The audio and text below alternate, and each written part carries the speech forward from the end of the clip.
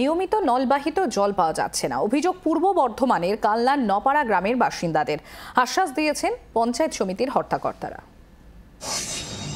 বাড়িতে নলবাহিত জল নিয়মিত পাচ্ছেন না অনেকের বাড়িতে এখনো পৌঁছয়নি জলের পাইপ, আবার কারো বাড়িতে জলের পাইপ পৌঁছলেও নেই জল এক ফোঁটা। কালনার আনুখাল পঞ্চায়েতের নপাড়া গ্রামে এমন অভিযোগ ঘরে ঘরে।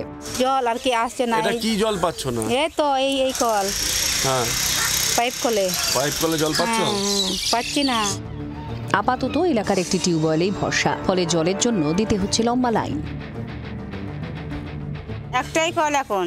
দিয়ে কি মানে খুব অসুবিধা হচ্ছে? হ্যাঁ, অসুবিধা হচ্ছে, লাইন দিতে হচ্ছে কলে। খাবার জলের অসুবিধা, এইটা তো এখন খেতে পারছি না। এটা এখন জলটা ভারী বা একটু ময়লা ময়লা আসছে। অভিযোগ, গ্রাম পঞ্চায়েতকে জানিয়েও কোনো সুরাহা পাননি গ্রামবাসীরা। পঞ্চায়েতে তো বলা ছিল, দরখাস্ত দেওয়া হয়েছে, এখনো পর্যন্ত সারতেও এলো না। দ্রুত পানীয় জলের ব্যবস্থার আশ্বাস দিয়েছেন পঞ্চায়েত সমিতির সভাপতি। প্রধানকে বলতে পারি যত তাড়াতাড়ি হয় ওদের পানীয় জলের ব্যবস্থাটা করে দেয়। আমাদের পিএইচের কাজ চলছে, যতটা তাড়াতাড়ি হয় করবে, আর ওইটার জন্য দপ্তররা সব দেখাশোনা করছে। কালনার নপাড়ার মানুষের কাছে জল পৌঁছতে আর কত সময় লাগে তাই এখন দেখার। কালনা থেকে সঞ্জয় রাজবংশীর রিপোর্ট, জি 24 ঘন্টা। বাংলার আওয়াজ, বাঙালির আবেগ, জি 24 ঘন্টা।